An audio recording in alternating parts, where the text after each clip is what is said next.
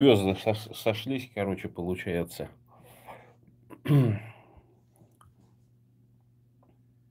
Сейчас репосты сделаю, подождите. Я на Wi-Fi сижу, на Wi-Fi. Так, в группу мы сейчас закинем. Ну вот сейчас все там обеспокоились по поводу того, что Республику Алтай ликвидируют. Но дело в том, что вы поймите, о том, что Республику Алтай надо ликвидировать, я впервые услышал в 2001 году. Я тогда поступил в один из новосибирских университетов, и у меня был коллега с Алтайского края. Он говорил: ой, они не хотят с нами жить, да этих алтайцев там с гулькин нос, короче, да вот они что-то себе республику решили сделать и так далее. А я вообще, откровенно говоря, разницы не видел. Там Алтайский край, Республика Алтай, я вообще считал, что это одно и то же. Ну, а потом погуглил, оказалось, что действительно была такая автономная Советская ССР, короче, и, в общем-то, в начале 90-х там вот как раз решали, что с этой республикой делать, короче, там в состав она края зайдет, или, короче, или какой-то автономный статус, как вот АБАО или АГА, например, да, Агинский автономный округ. Ну, как автономные округа останутся. Но они пошли по пути Адыгеи. То есть Адыгея объявила о том, что они создают республику. И Алтайский край. То же самое. Та же самая абсолютно калька. В общем, объявили о создании республики. В общем-то, республиканские процессы пошли. Ну и алтайцы, естественно, считали, что это их автономия. Но что произошло с момента воцарения Путина? Путин облюбовал край. До этого, я еще помню, до того, как они там, значит, поставили резиденцию у него в Алтайском крае, да? Точнее, в республике Алтай. Там был случай, когда то ли вертолет упал, то ли еще что-то. В общем, ну, какие-то эти шишки погибли, короче. Охотились они на морала самым таким ужасным способом, короче, с вертолетов расстреливали. Ну, стоит себе вот этот горный козел, он там забрался, живет в своей среде обитания, да, он всегда, ну, ждет, что по земле к нему хищник придет какой-то, да, там, снежный барс там, или еще кто-нибудь, да, медведь какой-нибудь. А тут, ну, он стоит, он не ждет, что с вертолета его грохнут. Вообще не воспринимает как угрозу какую-то. Ну и вот они там стреляли, значит, настреляли, и то ли там перегруз случился, то ли какая-то техническая неполадка в этом вертолете. Ну, в общем, он упал, кокнулся, все эти твари сдохли. Я помню, там на Первом канале или где-то показывали, его так еще представили, это что это типа шаман какой-то там местный, ну что-то это. А он четко говорит: вот они летают, уничтожают наше алтайское благосостояние, наше. Я тогда понял, что это народ действительно, который четко понимает свою идентичность, воспринимает, что он сказал, что это наше. Вот какого-нибудь сейчас возьмите буритоса рандомного и скажите: ну вот охота там, прилетают, охотятся, короче, ну в твоем лесочке вот здесь рядом. Ну, он скажет: ну чё, ну это, ну, пускай охотятся, типа, зверья там много, ну что-нибудь ивенкийское такое, бульканет. И у него даже вот этой мысли нету, что это ж твое, это твой лес, твоя собственность. И вот этого понимания, пока у бурятошек не будет сформировано, то, конечно, говорить о том, что вот национальное самосознание, там что-то 5-10, республика, там в составе федерализации и так далее, вообще об этом речи никакой не может быть. А вот у алтайцев она сильная, и туда загоняли, значит, там же у них вот белая вера начала распространяться, да, культ. Да, понятно, новый иджийский там и так далее, но он не был не подконтролен, это внутренняя сила выходила из людей. И туда загнали этих лам для того, чтобы они там санха, короче, там. Мы же не забываем этот факт. Мы об этом говорим, о том, что на алтайцев туда первым фаз вот этих вот из санхи аюшеевских этих остолопов туда направляли, короче. Они якобы против секты боролись. Капитан Немо пишет, за что буряты ненавидят эвенков. Ну, историю учите. Кто проводниками, то вот эти секретные тропки раскрыл, короче. Помните это 300 спартанцев, там, комикс вот этот, по которому поставили там несколько фильмов, короче. Там был такой урод такой кривой, который показал тайный проход там и так далее. Но понятно, что это байка, это история, это вообще комикс там и так далее, да. Что был предатель, который провел, да. И вот здесь нужно понимать о том, что эвенки большей частью это были кыштымы бурят. И были они, наверное, ну, тысячелетия. И буряты, как вот такой лесостепной народ, автохтонный, безусловно. То есть я вот эту всякую теорию о том, что буряты откуда-то там приперлись из каких-то мест, абсолютно отрицаю. То есть потому что формирование, этногенез у нас шел на сочетание леса и степи. И понятно, что взаимоотношения, они были не всегда радужными, там, да, как это может быть представлено в каких-нибудь там историях, там, книжках и так далее. Потому что разная идентичность. У эвенков была разная идентичность, вот, и у бурят, естественно. Абсолютно разные идентичности, и поэтому одним народом не стали, одной нацией не стали. И естественно, что та нация, которая оказалась более производительной, ну, фактически съела ту нацию, которая оказалась менее производительной. Если вот по марксизму взять, ну, так и получилось, то есть, что по генетике, если даже раскинуть там где-то, ну, до 30% у бурят это эвенки. Но эвенки это крупный палеосибирский народ, естественно, что родственный тунгусам, маньчжурам, то есть это крупный, в общем-то, народ, да, распространились на достаточно большую территорию. И вот на момент, значит, революции 17 года их русские делили на три типа. Оседлые эвенки, оленные, это которые на диких оленях скакали, короче, и бродячие. То есть бродячие это те, которые занимались рыболовством, собирательством и так далее. Ну и, соответственно, по-разному объясачивали. То есть, если на бурятах висел ясак соболь, то на ивенках там, по-моему, там за год там 3 или 4 рыбины там надо было заплатить. Ну, то есть, в общем, короче, налоги такие очень небольшие. С другой стороны, венки всегда отличались крайней жестокостью и крайней воинственностью. То есть буряты уже на момент замерения, вот эти вот все сказки бурятские там по поводу переселения вот этих бургузинских бурят и так далее. Ну, то есть началась колонизация экспансионная. И вызванная была тем, что у бурят земли родные отняли под русню. И уже буряты обезброенные были, без оружия.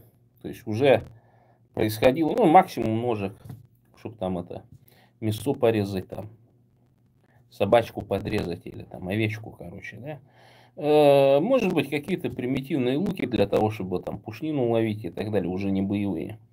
И вот их ивенки, вот, которые, там есть, по-моему, летопись какая-то, почитайте, погуглите, что они натянули такую, значит, веревку, короче, вот скот за эту веревку перезайдет, короче, если ваш бурятский, то он наш станет. И таким способом у бурят, а ничего не могли буряты сделать, потому что у них оружие, они злобные, жестокие, они властители этой территории, короче. Ну, буряты хитрость сделали.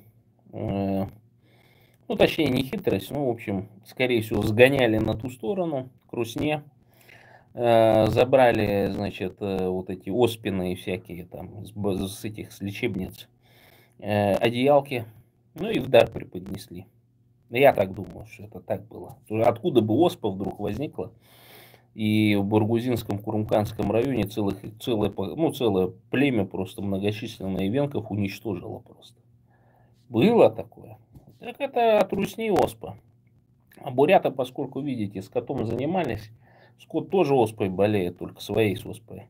И там автоматически могло происходить прививание, короче. То есть люди цепляли вот эту оспу от скота, короче, переболевали в легкой форме, Ну и, в общем, какой-то иммунитет приобретали, конечно, не все, но ситуация была такая, что, безусловно, буряты в свое время, ну, таким занимались и геноцидом, и спаиванием лесных народов, и, то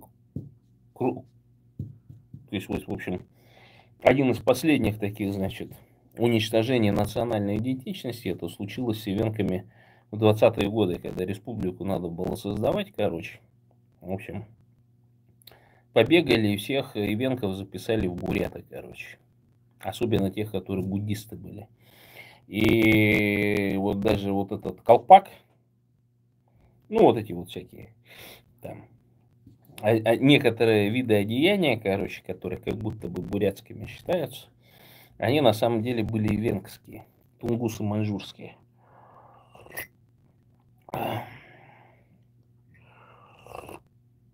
Алтайцы это даже по ДНК кыргызы. Ну а что кыргызы? Ну кыргызов своя проблема. В Кыргызстане там, короче, русификация мощная идет. Они там какие-то соглашения с ФСБ имеют, эти кыргызские там эти, как его, ну тоже КГБшники, короче. И там же вообще, ну мы же помним, как они гоняли там этих всяких там навальнистов там и так далее. Там лапали их и хватали и перекидывали туда вражку обратно. То есть в Кыргызстане своих проблем полно, им сейчас там за несчастных алтайцев вкалываться никакого резона нет абсолютно. А потом, ну, все представители Центральной Азии, они следуют русскому имперскому нарративу в Бурятии. То есть вот эти все мигранты, и это справедливо указывают представители национально-освободительных движений, что в данном случае их русские используют как молот для того, чтобы заменить великое замещение. То есть вот эти все смешные вот эти теории, которые там на Западе, особенно в США, курсируют, короче, у меня такое ощущение, что это специальный отдел КГБ там в свое время строчил. И вот в Европе и на Западе они там все боятся, что их там арабы какие-то съедят там или еще что-то, хотя там уже арабские девочки там и мальчики, они там уже активно становятся европейцами во втором поколении, там, короче, то есть никто там, ну, есть, конечно, там дебильные, умственно отсталые, кузенные браки и так далее, они там бегают, что-то там куда-нибудь в ИГИЛ записываются, еще что-то в этом роде. Но в целом основная масса, она вполне себе европеизируется и не хочет вот обратно в то состояние залезать, из которого их там родители, бабушки, дедушки выехали, с тех же Сирии там и так далее. То есть европейская традиция, культура, она все равно превалирует, и ничего здесь не происходит. А вот, вот это про великое замещение, короче, ну я так вскользь прочитал, короче, чушь полная, конечно, галиматья. Просто понятно, что европейцы в свое время очень сильно размножались, это привело к колониализму. То есть, что вы думаете, это просто так захотела Франция, короче, там отхапать какие-то территории в Африке, там англичане тоже захотели, вдруг ни с того ни с сего. Ну, была проблема, да, была проблема неэффективности сельского хозяйства, например.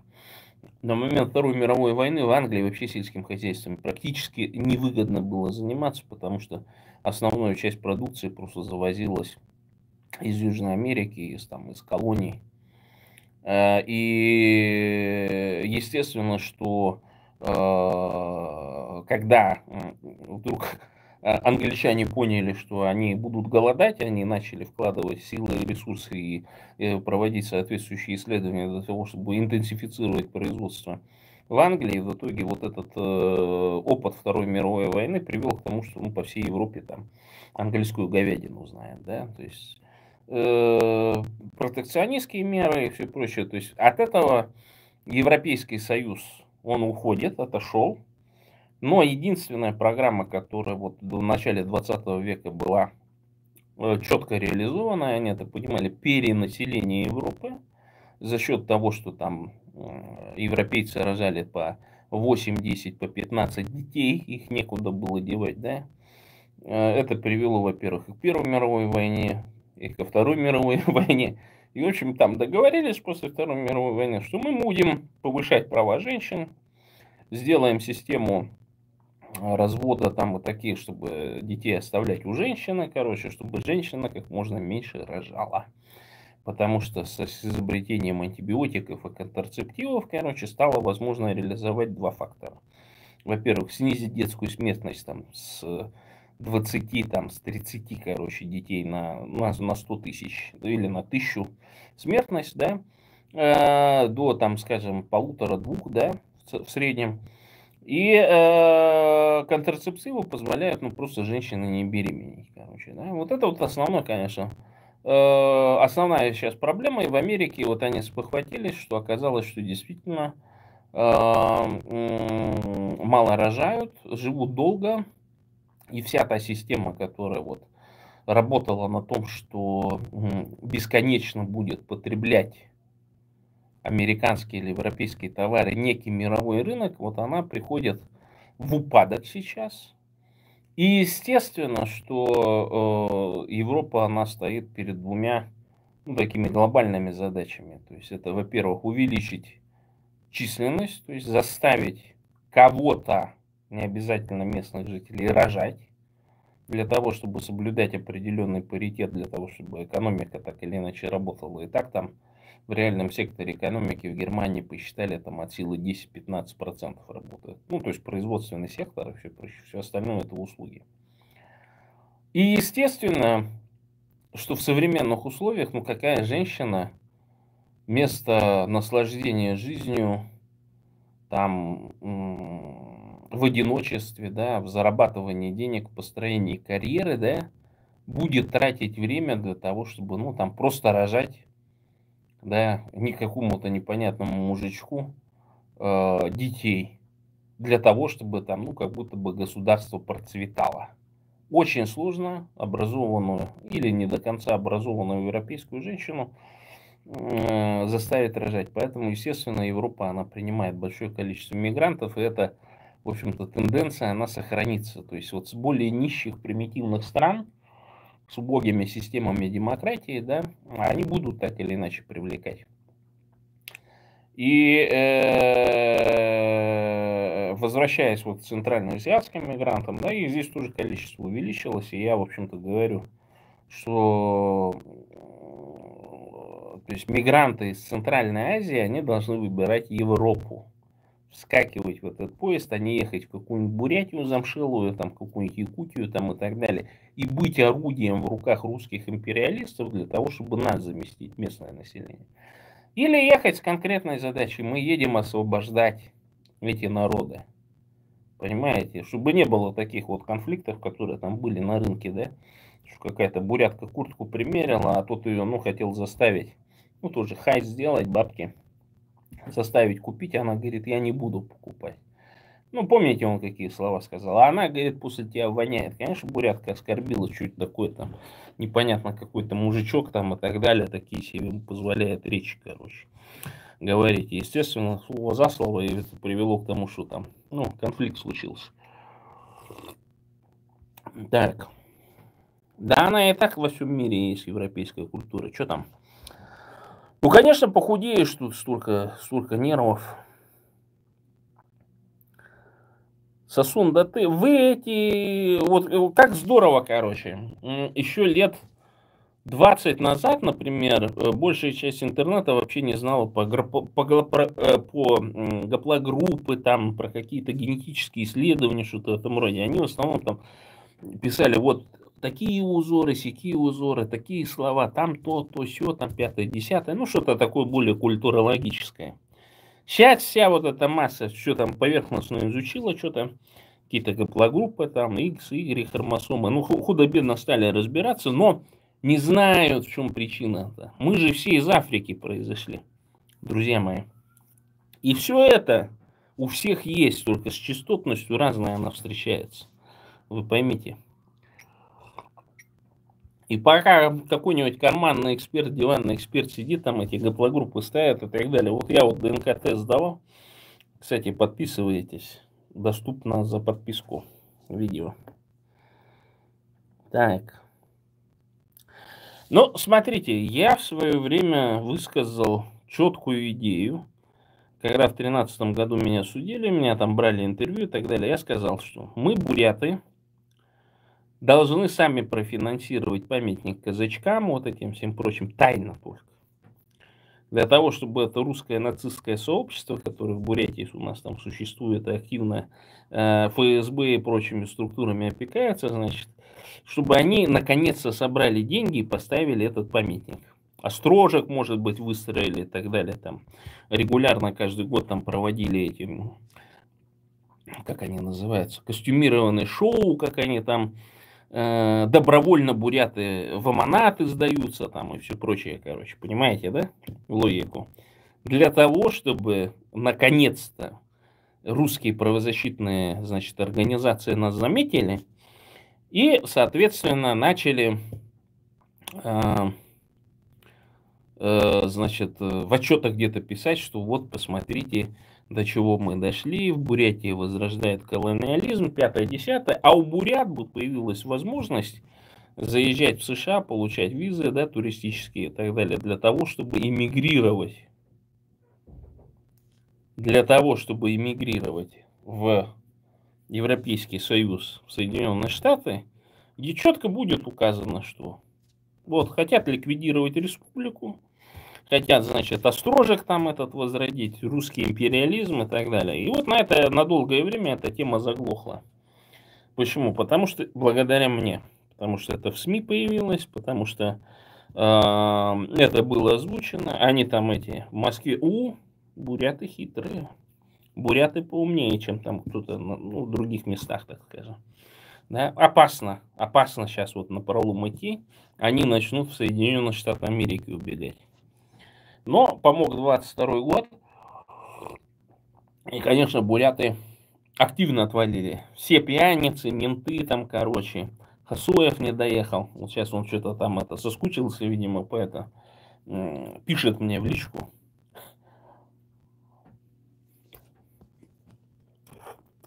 Так. Алтайцам надо просто, им надо создавать к Сулинзиге в ножки упасть, попросить фонды, с Наташкой Арно связаться. Наташенька, хотим правозащитную организацию, делай быстро, выбивай денежки. И эта правозащитная организация будет писать еще кейсы. И все алтайцы, по крайней мере элитарная часть, она должна просто свалить в Соединенные Штаты Америки. Просто это исход должен быть алтайцев. Конечно, там... А я думаю, вот замечали же, там была какая-то активистка, что-то ее там дрочили постоянно и так далее. Я говорю, что-то она какая-то странная. Ну, слишком так показательно, значит, с ней обходятся так. И башку ей не пробили, там еще там что-то. И какая-то она за мир идет труд май. Вся какая-то непонятная, совершенно левая. Какую-то там, что-то я еще помню, там просили за нее письмо какое-то подписать, даже подписал, репосты там что-то делал. А потом думаю, что-то не то, короче. А ларчик просто открывался, что там перед ликвидацией республики они такое шоу устроили, медиальное. Ну, посмотрите, у нас демократия, любое мнение, вот, пожалуйста, она там об этом говорит, о тех проблемах и так далее. Как вот этот дурачок, который недавно там вон выступил. Я-то думал, этот дурачок с этого откуда-то, с Ирана там или еще откуда-то приехал. Ну, выступать. А это, оказывается, эти, как его, картонные эти наши, демократические, за эти, которые выступают, как ее, за бурятскую политическую нацию, которая выступает. Я сразу говорю, если ты не говоришь Бурятия для бурят, бурятам бурятскую власть, и Бурятия ты неси Адамура, ты никакой не бурят. До Байкала нам пофигу, короче. У меня с этим дурачком спор там случился в одной группе. Вот мои там предки, что-то Беме, там эти складали, Байкал кормил, Байкал это. Я говорю, не знаю, что за предки у него там были своеобразные, короче. Что типа они там что-то там делали и так далее. Но он ни одну вот эту бурятскую песню, которая бы прославляла Байкал, он вообще в принципе не принес. Ну не жили буряты на Байкале. Ну за исключением там всяких отщепенцев, там дурачков, которых там на Ольхон ссылали и так далее, из которых потом вот эти группы возникли. Ну не ели буряты мясо рыбы, ну не ели. Не ели. По разным причинам. Я считаю, что это была эпизодия просто. Ну, а потом, когда у тебя мясо есть, что там рыбу какую-то ловить. Начали, когда русня приехала. Русня ловила рыбу, выменивала на зерно у бурят. Тогда, ну, как дополнительный белок кушали. Начали активно потреблять рыбу только во Вторую мировую войну, когда случился голод. Вот тогда действительно буряты начали менять свой рацион. Это даже по рациону просто видно, по заболеваниям, которые этот рацион вызвал. Сейчас многие правильно говорят, что эпидемия среди бурят, там, диабетов там, и так далее, она вызвана как раз сменой рациона. Тем, что начали зерновые активно потреблять, начали потреблять все то, что едят европейцы. У нас у бурят другая абсолютно была диета. Фактически кето-диетой мы занимались. Мясо, овощи, орехи там и все прочее.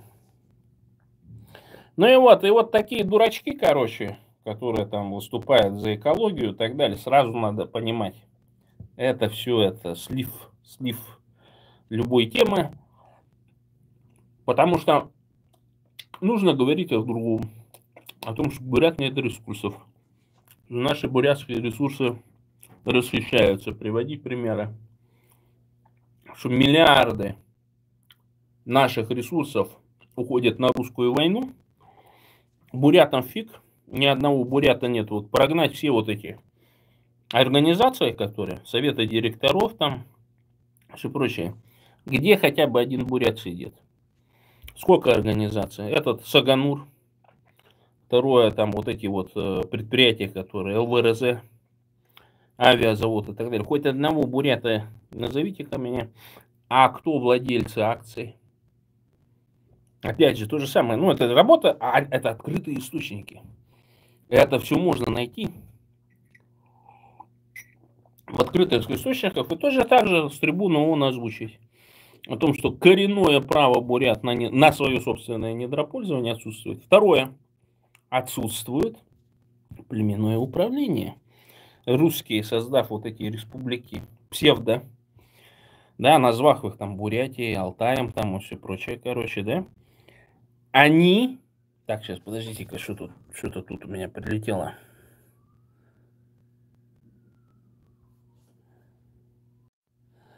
Все, я тут...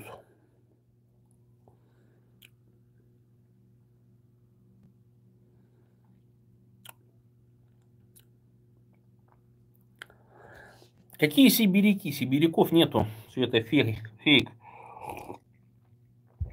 85-95% так называемых сибиряков, рашкоманских, не бурят, не коренных, это потомки переселенцев, которых сначала немцы сожгли, сначала ограбили большевики в 20-е 30-е годы, потом сожгли немцы.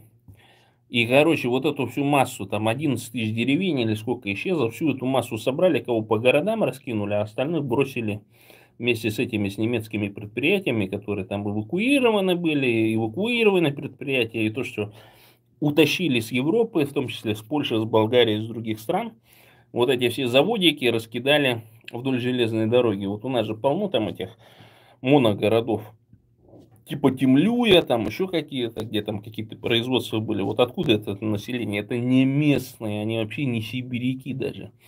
И когда там агентша, ну не агентша, она может там, не пойми кто, короче, авантюристка, Номма Зарубина там выступала под видом, значит, на форуме свободных народов пост России выступала в качестве представителя, значит, свободной Сибири, я ну просто угорала, говорю. О чем вы говорите? Ну, этих коренных сибиряков-то нет практически, их всех истребили. Либо они ассимилировались, либо они исчезли. Ну, нету этого. Поэтому, когда вот эту чушь начинает разгонять, что там сибиряки, что-то, я вот один какой-то сибиряк там выступал, и как с него понеслась вот эта синофобия, короче, понял? Вот, китайцы там захватывают, да, в Чите они там захватили там какие-то территории. Я говорю, ты вообще не понимаешь, я к нему подошел, потом говорю, ты что вообще говоришь-то, говорю? Ты был там, ты видел это там заброшенные земли, это там распахивали в свое время, что-то сажали и так далее там. Они там молятся, это местное спившееся население, чтобы китаец приехал, это поле распахал, потому что у них ресурсов нету на то, чтобы там севооборот даже какой-то сделать и так далее. Я говорю, ты что, говорю, дуру гонишь? Ну, вот там это, в Новосибирске там заехали, что-то взяли, какие-то предприятия. Я говорю, да как кто, кроме китайцев-то, заедет? Кто, кроме китайцев, эффективно построит работу на этих ваших предприятиях? Вы, что ли, со своими этими запросами, чтобы окупалось предприятие там, в течение полугода? Вы, что ли, которые будете выносить с предприятия, что плохо лежит? Вы, что ли, которые будете платить по самому минимуму, короче? Ну вот и все, то есть все происходит из-за того, что местное население, оно не допущено к власти. Местное население. Все остальные это вот приехали как за длинным рублем, короче. Вот удастся наворовать или не удастся наворовать. И потом большая часть это вот эти лузеры, от которых избавилась Москва. Они же там при Сталине защищали вот эти вот воровские малины, вот это все, что в кино там показывали. Это же все происходило. Марьина роща, там еще какие-то места, где вот эти вот все варьё, вот эти люмпины, которые там поколениями, вот это фетальный синдром, вот этот вот, все они росли там друг на дружке, вот это вот. У Горького там тоже на дне. Вот это вот все, понимаете, накручивалось. Сейчас, подождите, там кто-то звонит.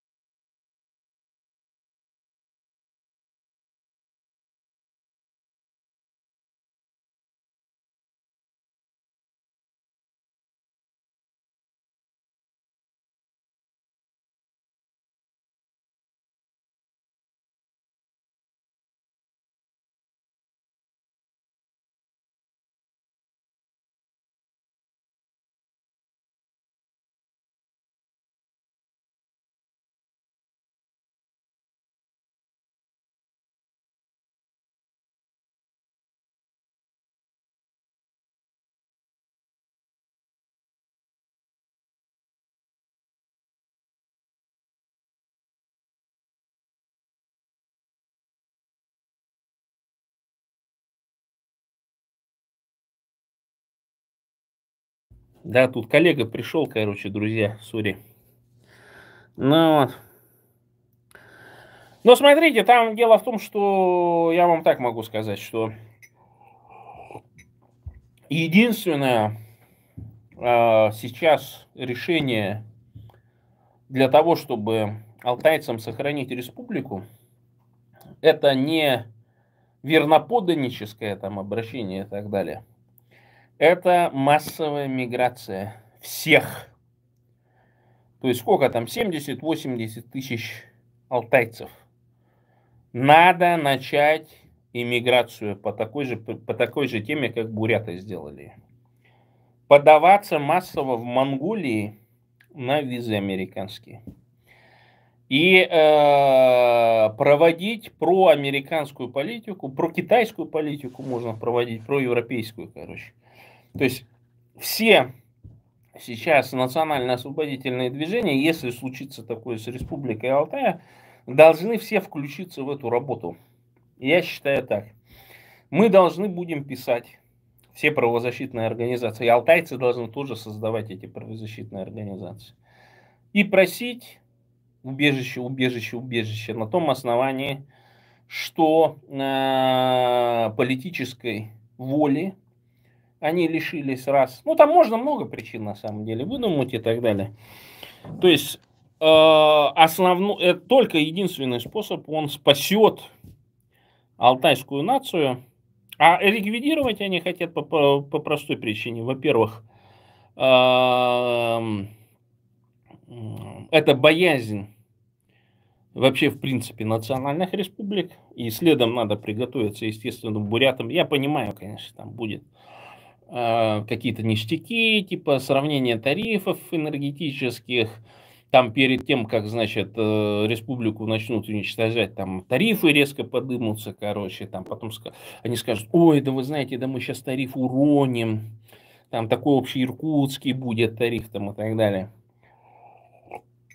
Очередных сказок там на уши приложат, короче. Ну и, конечно, естественно, вот этих дурочек будут крутить, вот этих мерзкую карлицу, там, Маринку Ханхалаеву, хотя они уже, ну, видно, что уже их там террористками сделали и так далее, уже видно уже, что они там скукожили, все сморщились, короче, там на мерзкую карлицу какие-то непонятные, ну, плевые такие, ну, чисто никчемные вот эти статьи, короче, завели.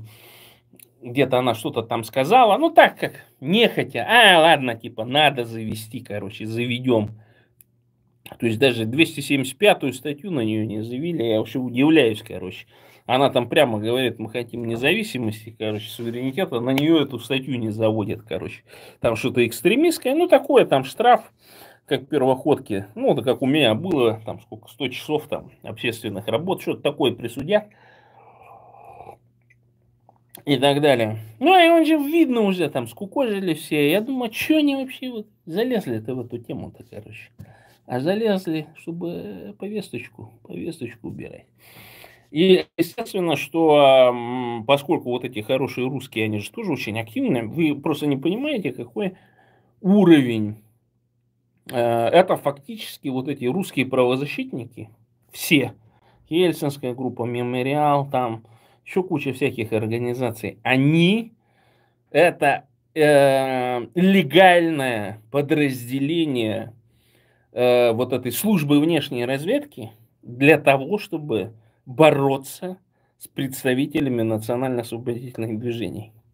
Вот меня тут, вот эта же вся масса вот этих всяких активистов и так далее. Одна часть там во главе с Хасуевым там кричит, что я агент ФСБ, а другая, это русофоб, это экстремист, зачем его сюда в Европу пустили, да он нас хочет на ремни пустить, там еще там что-то. Я вот это лично доложили мне, короче, что вот эти там вякают, короче, на эту тему я вообще угораю. Ну, то есть вопросы определенные, они постоянно задают систематически. То есть это не просто так, как, ну, там, вот это наш Хасуев, дурачок, там, видео какие-то записывает, там, ни о чемные. Так они же еще строчат доносы. И вот сейчас к моему коллеге по радио Сердару там пришел с польской службы, короче, там можно с вами поговорить, короче. Вот вы, мол, исламист, и он нам сказал об этом, что такой разговор был. Ну, я всех там предупредил, что тут, ну, нет, ненормальная тема, да, что мы тут на мигрантском радио стоим, там, ну, что-то свое выпускаем, авторские передачи и все прочее. А я думаю, раз на него написали, то так еще и на всех написали. Понимаете? И это все правозащита.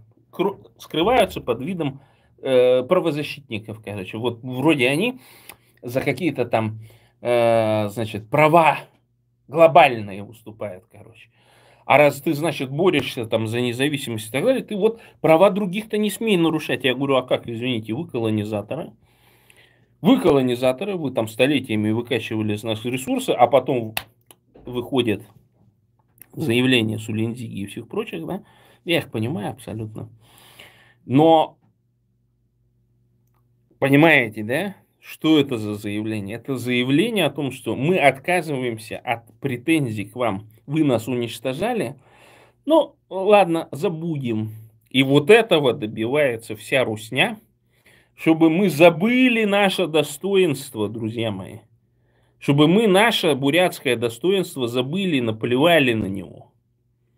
И нас вот хотят довести до состояния вот этих удыгейцев, камчадалов, самов и так далее. Вот этих всех народов, которые коренные малочисленные народы Севера.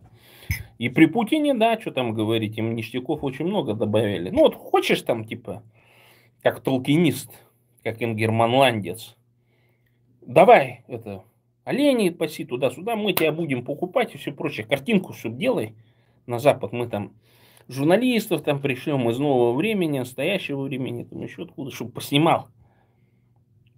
Нам не нужны там среди вас ученые какие-то, там общественные деятели и так далее, чтобы там вы там что-то писали на национальную тему. Не, паси там вот овец, там еще там что-то. Ну, вот такое, картинка нужна.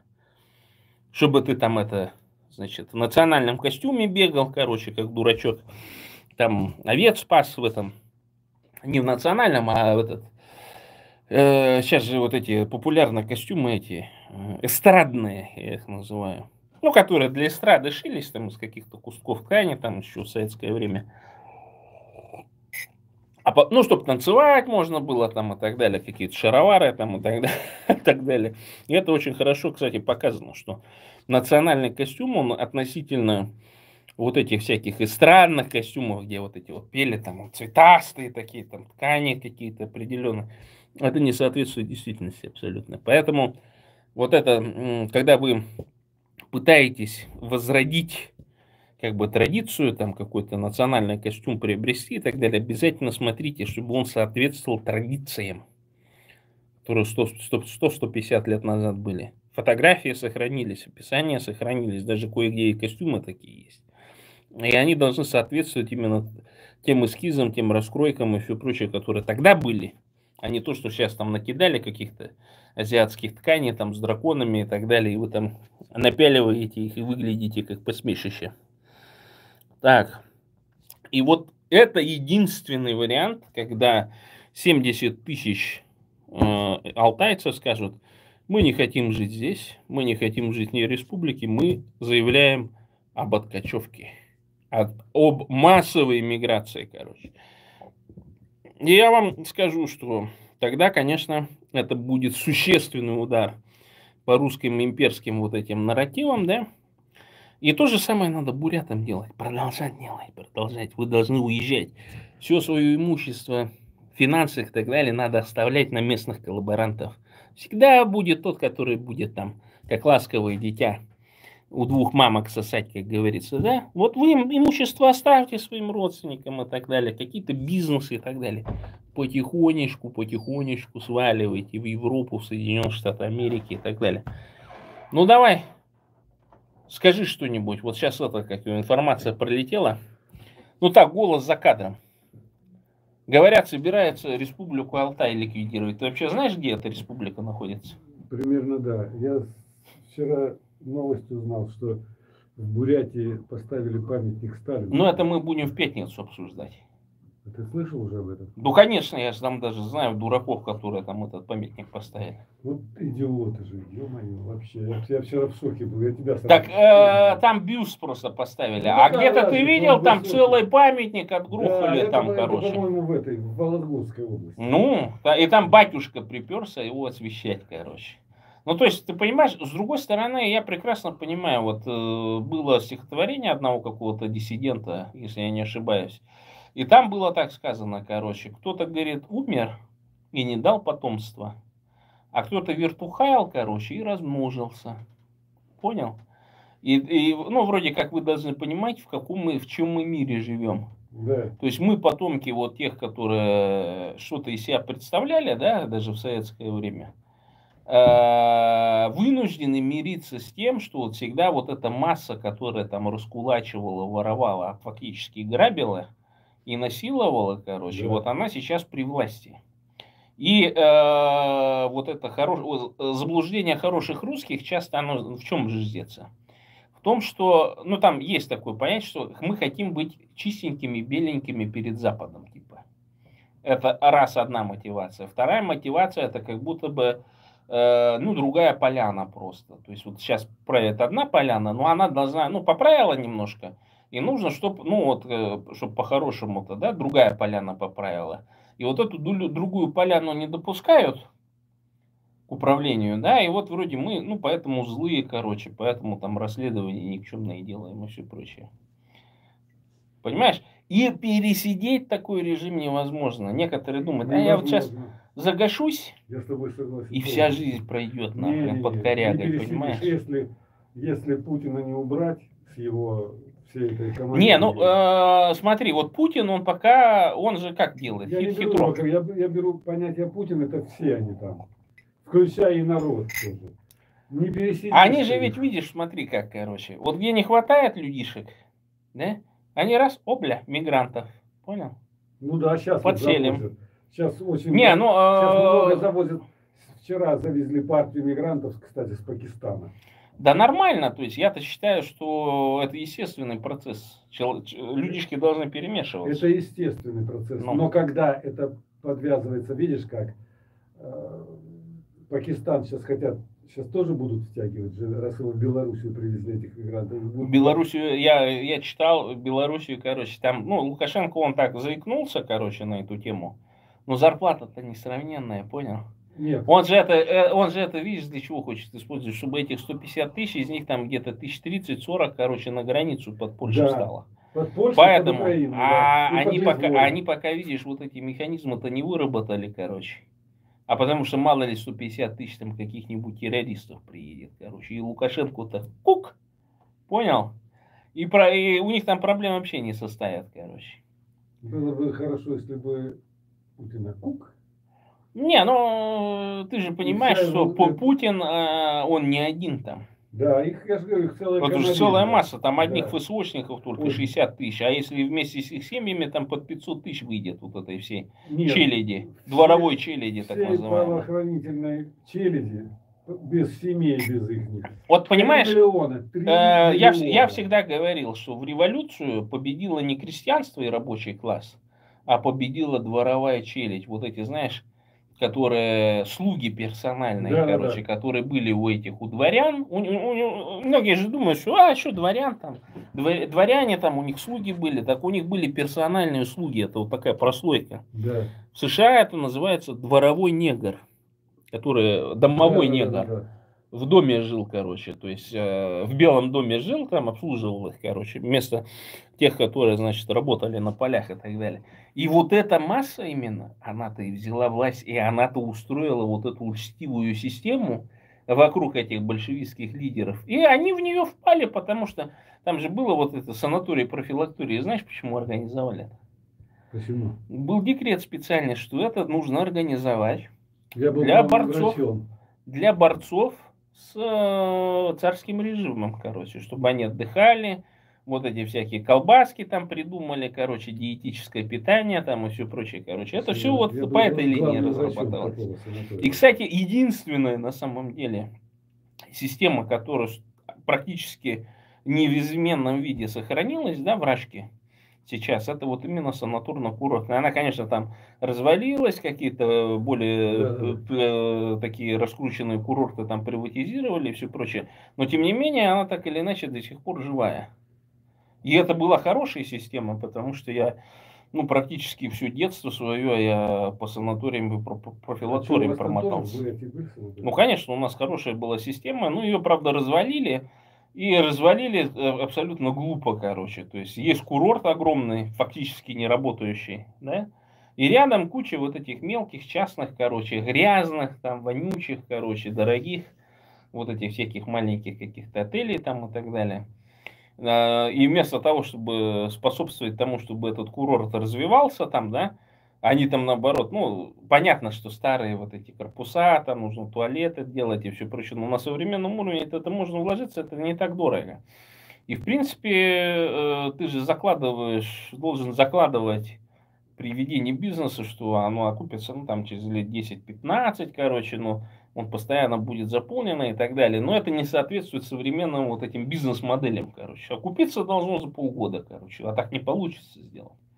Или госдотацию должны дать, а госдотацию не дают, потому что кто-то хочет этот курортик взять задешево. Понял? И до сих пор, ну, они хорошо функционируют, на самом деле. Я вот последний раз, когда был в году 17-м, наверное, ездил, если я не ошибаюсь. Ну, просто взял эту, не путевку, а курсовку. Ага. Так называемую курсовку взял, короче. Но приехал, я такой думаю, а что, ну, доплачу и еду тоже заплатил, короче. Там трехразовое питание шикарное абсолютно.